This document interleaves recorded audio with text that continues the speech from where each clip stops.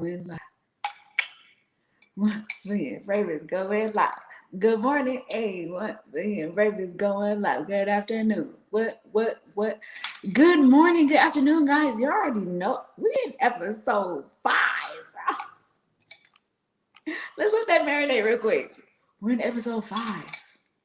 5. Number of grace. Let's go. Good morning. Good afternoon, everyone. Wait, let me fix my Okay, we in there. Hi. Welcome to another episode of The Brave. What? I'm like super excited. I really am. I'm like, cause we really in there. First of all, I didn't even think that I was gonna get this far because you already know I'm nervous. I'm super nervous in the mug, but I think I'm getting my rhythm. I think I'm getting my flow. I think I'm getting it. All right, so let me do the formal introduction. Good morning, good afternoon. How y'all living? Welcome to another episode of 1 Billion Brave, a show about bringing awareness to the disability by a host that has a disability. What? I am the very first host of the nation. Oh yeah, I'm putting it out there. The very first host of the nation to have a disability that's a talk show host.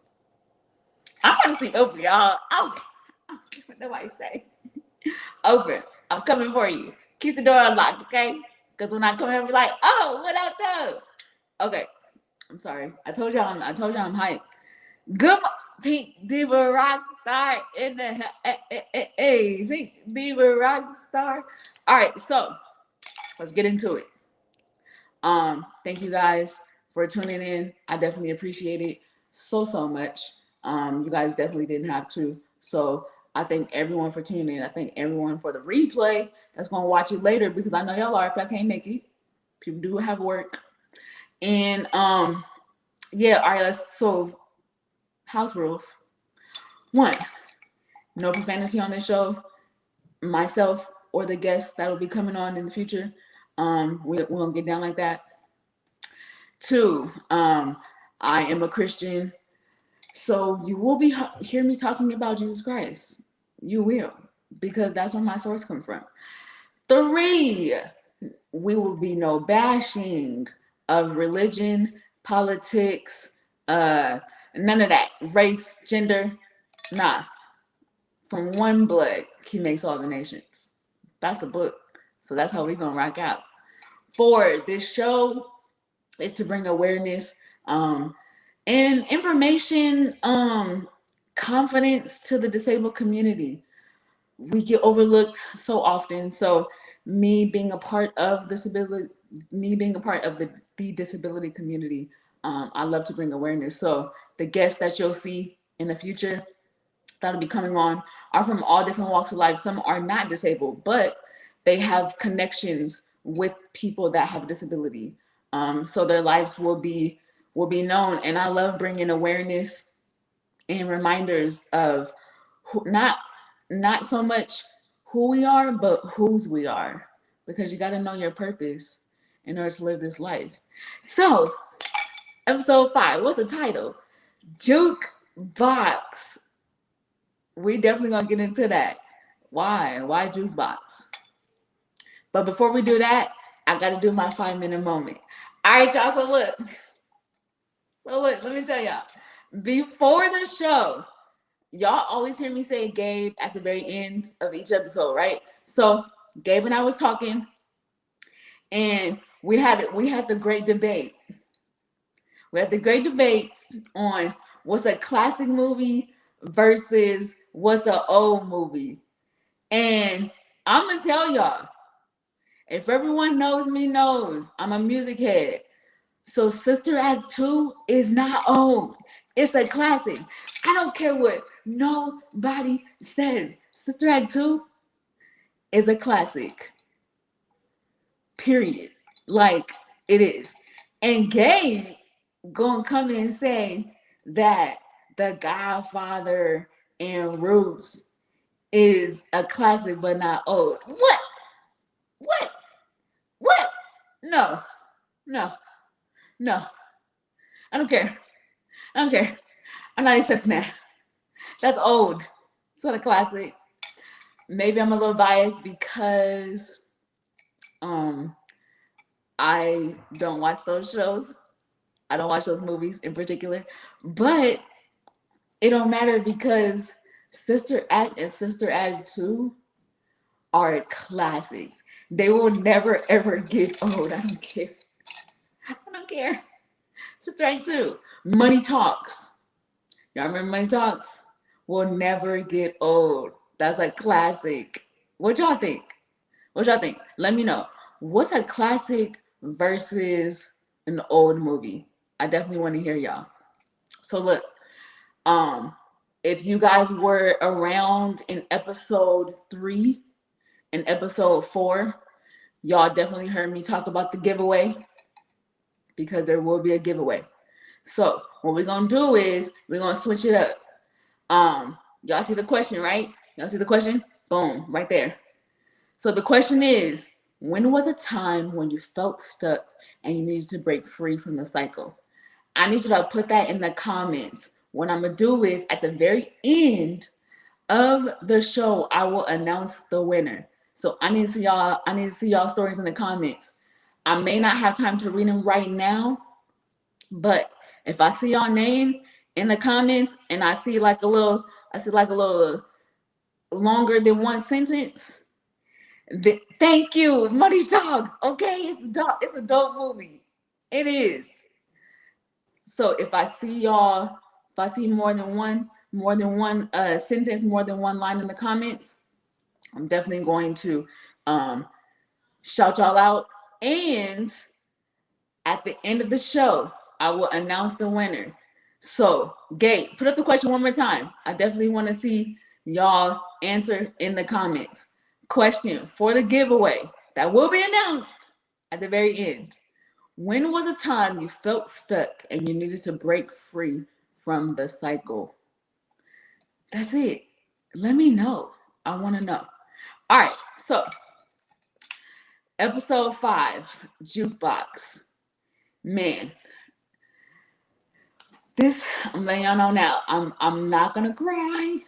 Uh because this topic it definitely it hits home. It's a very sensitive topic because it it was a journey. It was a journey for me. So I get asked a lot, quite often, man, how in the world did you deal with going through 5 weeks of radiation, 5 days a week, and 187 chemotherapy treatments? Like, how'd you do it? And if y'all see, I got my shirt on. This shirt represents how many treatments of chemotherapy I went through. 187. Yes, that ain't no joke. Ask my parents. Ask the people that went with me. 187 chemotherapy treatments. So, y'all see it. That was the very first time I ever did my chemotherapy. If y'all read the book, y'all will know when I said I had the blue dress on, I'm dead serious. I really did have the blue dress on. That was the very first time. So let's get into it. Hi grandma, I love you. Man, so let's start off with radiation. So when I turned 16, I was told that I would have to start radiation. And it was going to be, if I'm not mistaken, it was during the time, it was during summer. So they was like, all right, your tumor has grown back, and yeah, we're gonna have to start radiation because you already had surgery twice. So we can't do it again. Legally, you can't go in the same spot more than twice. So that's checked off. Hey mom, I already know you remember it too, because you was there the whole time. So they was like, you're gonna have to start radiation. See how that works. All right, cool. So what most people don't know is literally the day after my 16th birthday. It was in August. Cool. Didn't even listen. Didn't even know. I know I had it, but I didn't know the exact time and day. But I started chemo. I mean, I started radiation literally the day after my 16th birthday party. So while everybody was like, dun, dun, dun, dun, I was like, yo, I'm gonna start radiation tomorrow, like the next day at the top of the morning. We lived at the time, we lived in Marina Valley, California, and my radiation treatments were in Fontana. And so if y'all know that that's a ways, especially at the crack of dawn. Um, and what was the experience like? Man, I was so tired. Um, it was very draining. So I literally had to be bolted down to a metal table. Like my face, because of where it was in my neck spine. So my face had to be bolted down. I had a mesh, um, it was like a mesh plastic wrap. We gonna say that. A mesh plastic wrap over my face, and they had to bolt me down to the table. Now, if everyone knows their radiation, they're lasers. So the lasers had to be pointed to my neck, and I could not move. After that, I couldn't go outside without having my face covered because of the radiation. I couldn't be by a refrigerator. I mean, I'm sorry, a microwave because of the radiation. And I'll never forget, they did tell me, don't be in the sun too long. And I was like, all right, don't be in the sun. Now I'm 16, so I'm not really knowing like the significance and the importance of what that really meant. And I remember I went outside and my face was not covered. My skin on each side was literally like peeled, literally peeled, where I went like this and my skin was coming off my face. And I remember I had like, it was almost like an L shape, um and my skin was discoloring because although after I really came to and realized, bro, you can't be in the sun, even though my face was still covered, that point to where they actually did the treatments still discolored my face. So what my mom did, we had so much aloe vera, and everyone that knows like aloe vera, it heals the skin, it brings back the color. Man, we caked that mess on so much. And I'm so grateful that my skin, it did fall back in line, but it also did not leave that color, that discoloration. I was literally the youngest person that did treatments. It was a group of us that we all rode together down to the treatment center. I was the youngest, and I always seemed like to be the youngest in everything that I did. Anything medically, I was always the youngest. It was irritating, but it was very maturing in the sense of gratefulness of life, because there were people that to this date that I went with that are no longer alive. They couldn't take the treatments physically. It was overwhelming. Their body just couldn't take it. So I'm just so grateful and thankful. A lot of people ask me like, yo, how in the world are you so like happy all the time and smiling? And I'm like, yo, y'all don't understand. Like, I take everything that I do, movement, breath, I take all that and I don't take it lightly. I don't take it for granted, because there are people that really um that really don't know what it's like not to have it. I remember the days where I couldn't get out of bed. Why? Because I was so tired. I remember the days where I couldn't, like, I just didn't even have no strength to breathe. I didn't even have no strength to live. It was so overwhelming. And I never take those slight moments for granted. And I remember every single day of my treatments. I'm gonna tell y'all, I'm not a difficult patient, but I'm a different patient. And I say that because my physical ability was so down. I had to get my mind right, right? So with that, that's where music came into play, because music was literally my conversation. Music was my words.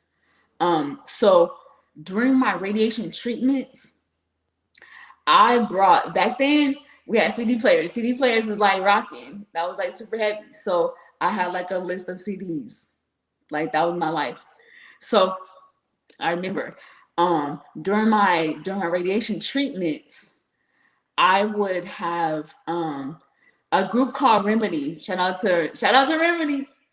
REMEDI 8 and I would have my nurse like, yo, I don't know what y'all doing.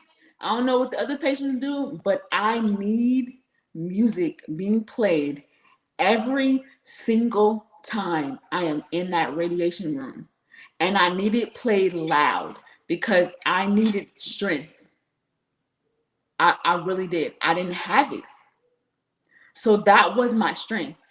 I think I probably was and probably still am the only patient that did radiation that set the standard. I set the room. And so it's a gospel rap group. And I played that and I had them play it loud in the speaker every single time I was doing that treatment, because I needed the reminder to know, like, yeah, I'm going through this, but God got me. It's for a reason. I didn't know at that time. It's for a reason, but I know if I got my mind right, I could go through anything ever. I can go through the worst of the worst. But I already know it's only temporary. So I had that music playing. All them nurses, I do remember this. All them nurses like, who is this? One, the song was dope.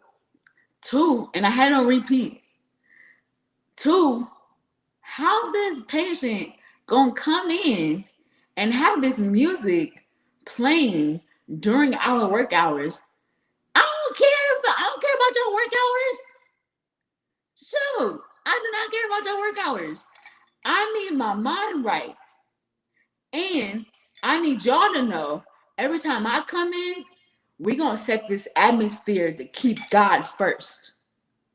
Because when y'all treating me, y'all need to know I'm a different breed. So how we gonna set this house when I'm here? We gonna set it to keep God number one. So that means when y'all treated me, when y'all making sure I'm good, when y'all setting the position of me getting the treatments, when all the lasers has me pointed a certain way, when I'm bolted down to that table, it's gonna be anointed. It's going to be set to where God is creating the atmosphere when I come in. It's already going to be set, period. That's it. And the music is setting the tone also. So I had that music playing when I went home. I had that music playing when I did anything. I had that music playing. So when y'all hear me always repeating music and lyrics and everything y'all say, y'all they're like, you sing it again? Or anything involving music, it's because that was literally my conversation during the worst times of my life. Amen, Cheryl. I love you. That was literally my conversation. So did that 5 weeks, 5 days a week. That's radiation. All right. So let's move on to chemotherapy. I did 187 chemotherapy treatments. Now, the tumor that I have, just a little backstory, the tumor that I have, it's a benign tumor, so it's not cancerous, but it grows back every 5 years. All right, so keep that in mind. So 16 had my radiation. So that means at 21, all right, like the tumor ain't growing back by 21, like you good. Okay, so by 21, the tumor didn't grow back. So I'm like, yo, living this life, boom, boom, boom, not out here wilding out, but because I don't have to do the repetitiveness of going through, trying to figure out, all right, what's the next step? I'm thinking I'm living life. 22 hits. I'm doing my routine treatments of MRIs, and they're like, yo, um, your tumor grew back. And I'm like, but why? Like, how? I'm at 22. 21, you shouldn't be telling me this information. Why are you telling me at year 6? What? That's not how it's supposed to go. That's not how the flow went. And they're like, well, it grew back. So I had to start um chemotherapy. All right. So let's start the chemotherapy. I'm in the doctor's office. They're telling me, yo, my doctor's telling me, my neurologist telling me, okay, um, we're gonna start this. We don't really know how it's going to affect your body because you don't have cancer, but we can't do surgery, we can't do radiation. So literally the only step is chemotherapy. All right, so we're gonna do it for a year. We're gonna do treatments and pills. What? All right, let's get it. So did that for a year.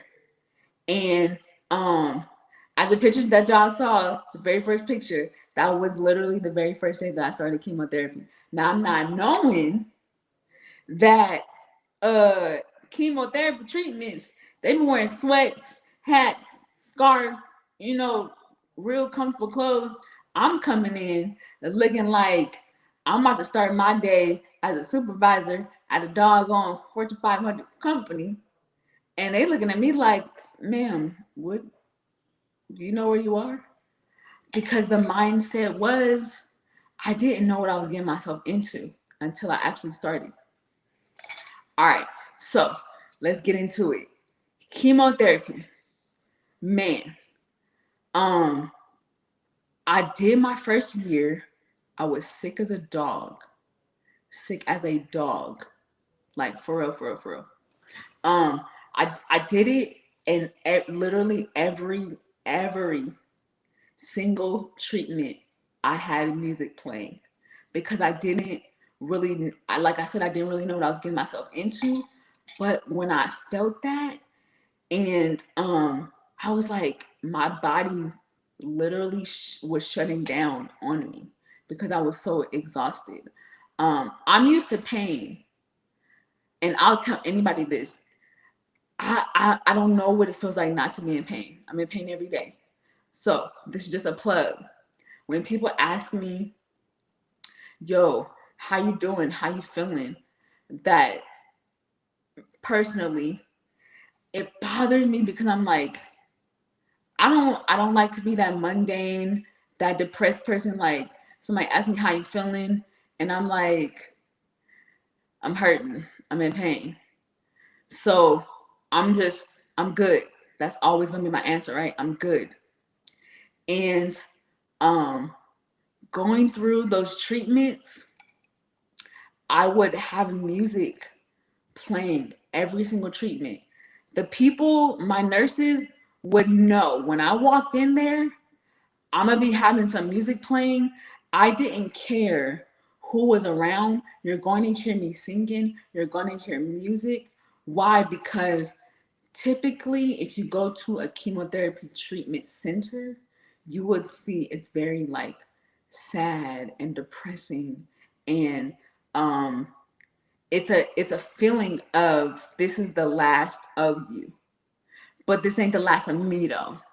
Why? Because I know I have a future.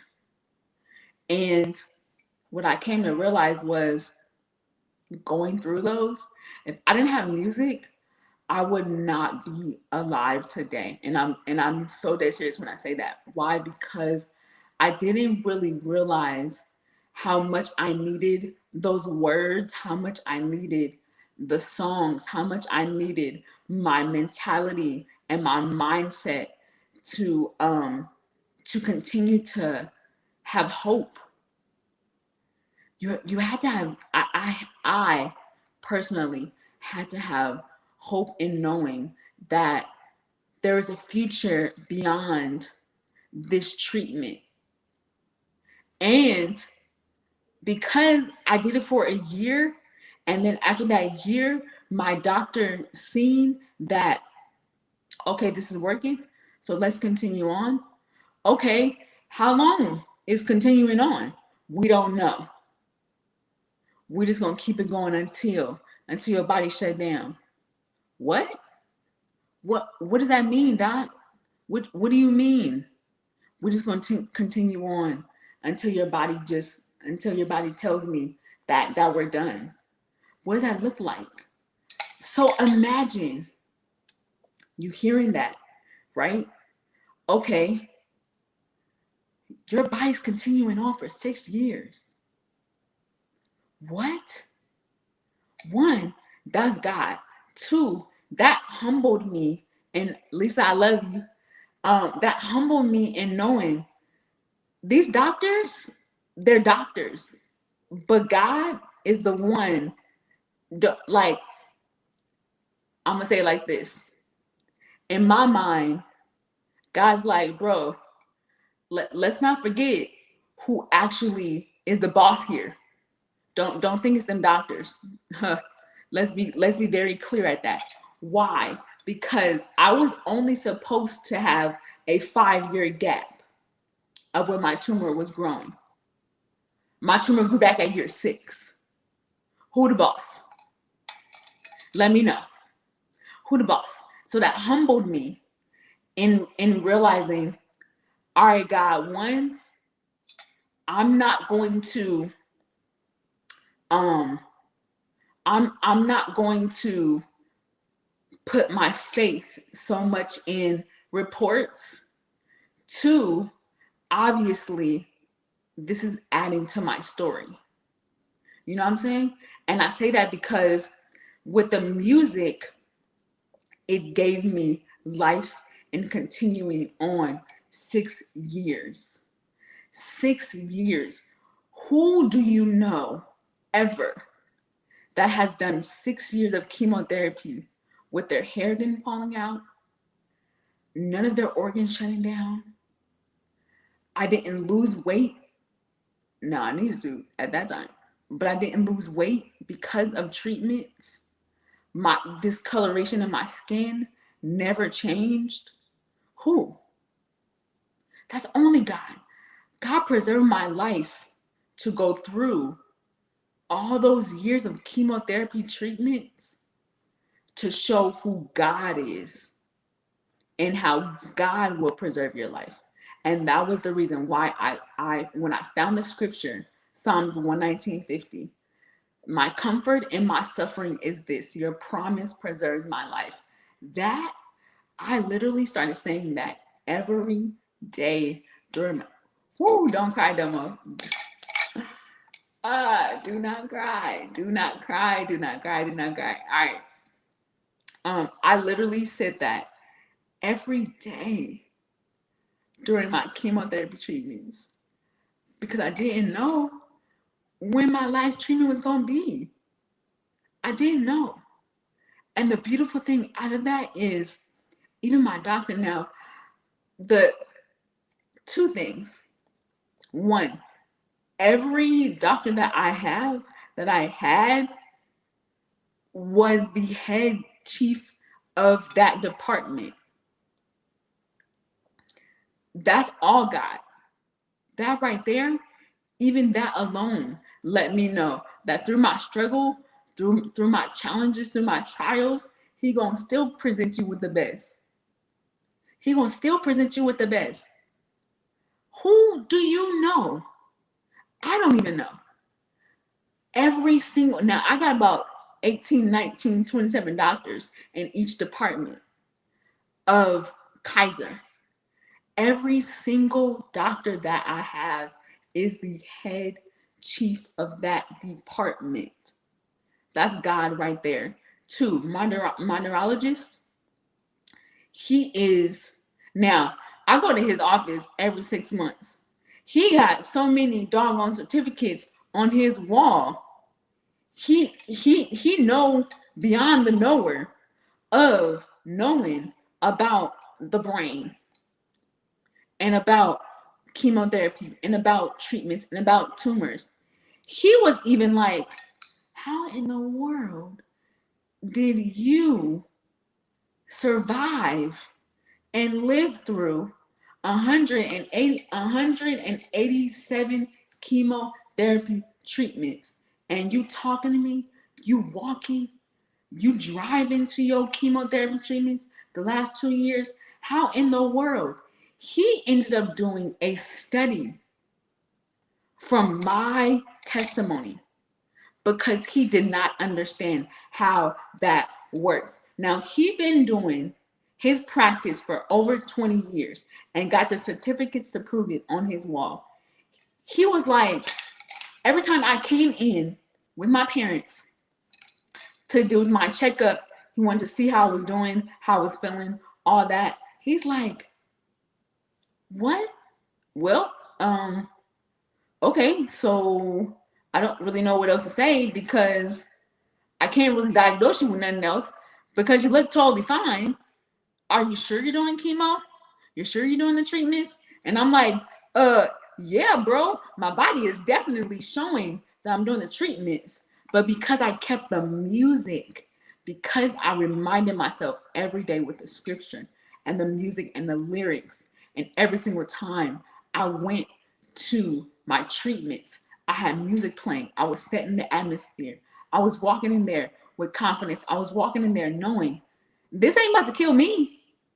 No. This chemotherapy ain't about to get, my tumor is not going to kill me. Why? Because this is just adding on to my testimony. If I did not go through those treatments, y'all would not, I wouldn't, first of all, I wouldn't be on this stage.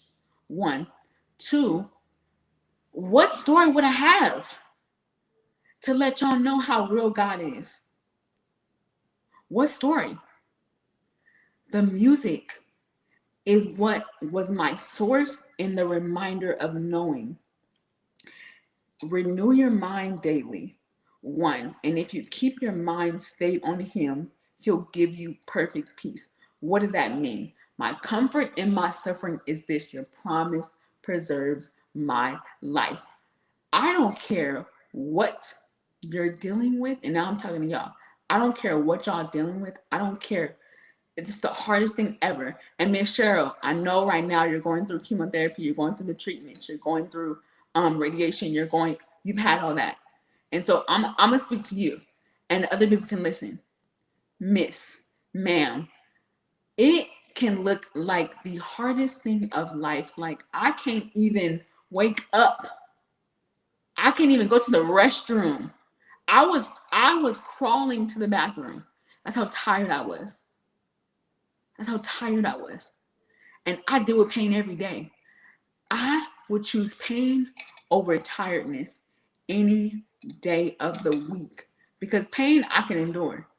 It's the tiredness of you can't even have the strength to even sit up. Miss Cheryl, I'm letting you know now. Please keep that scripture.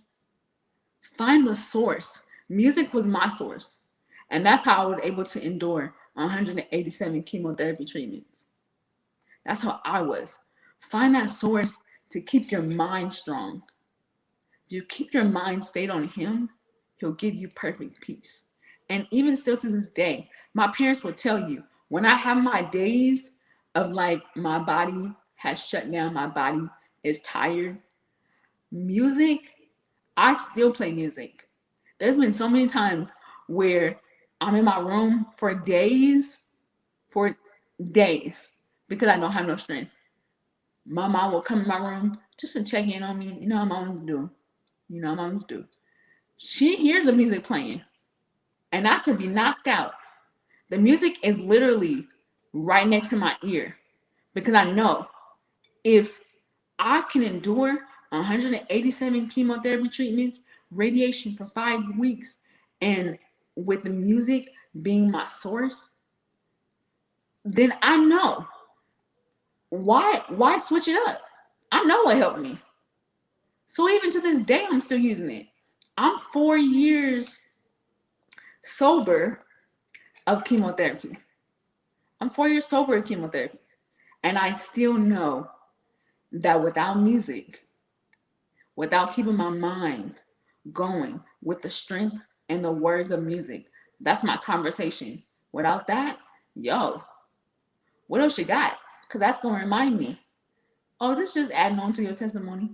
That's it, that's all. It's just adding on. I encourage everybody, please, when you guys are going through anything of detriment, anything of trial, you don't see anything past it, because I didn't see anything past my 6 years of chemotherapy and my 5 weeks after my sweet 16th birthday. I didn't see anything past that.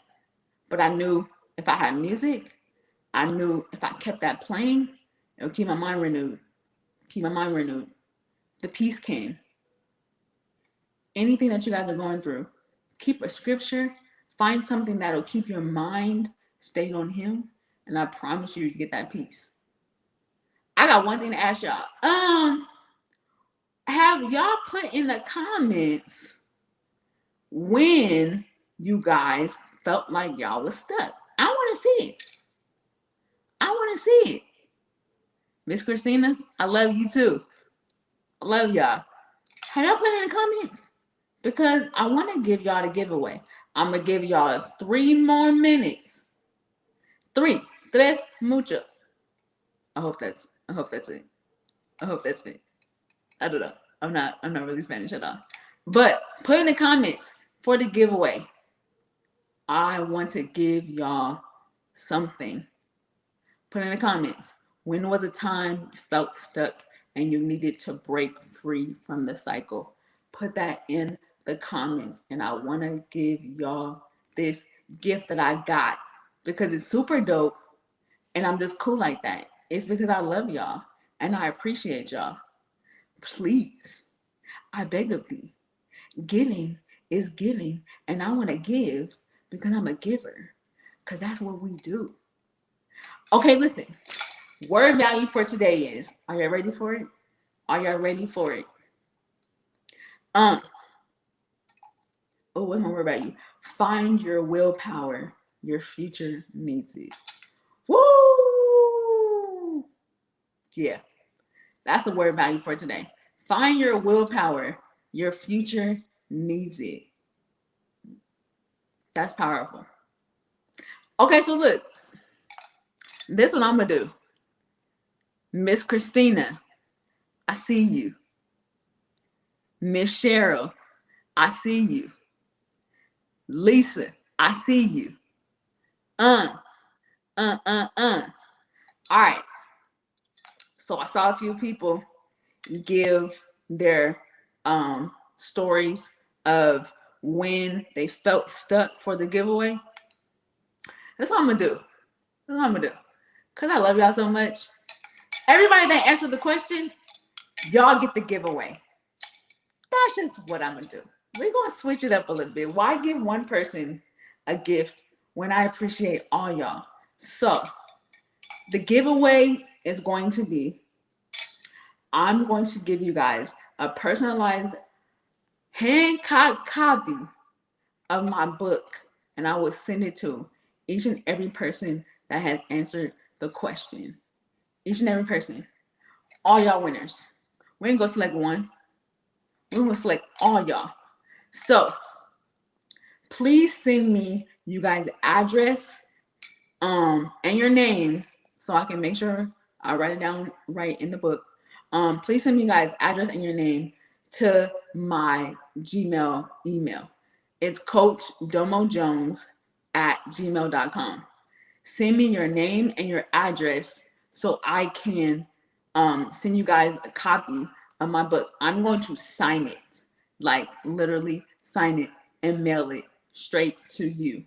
So send me your name and your email, your name and your physical home address to my email account, coachdomojones@gmail.com. And we're going to rock out because I love y'all and I appreciate y'all so much. I love you, Lisa. All right, y'all. So listen, we out here, bro. I thank you guys for tuning in on episode 5, Jukebox. I love every single one of you guys. Thank you for taking the time out to watch the show. Please share it. Please share it with people. I definitely I love the feedback, and I love when people just come on and join. Next week, we're going to be live again next Wednesday, 10 a.m. Pacific, 1 p.m. Eastern. Make sure you guys follow me on IG, Coach Dōmo J, and Facebook, 1 Billion Brave. Because next week, we're going to have a guest. And the guest is going to be super dope. If y'all seen last week with Josh, you already know. So next week, that's how we're going to get down. Next week, we're going to have a super dope guest with a super dope, hot topic. And I love y'all. Gabe, we out. Let me go. I got to go eat. I'm hungry. Love you.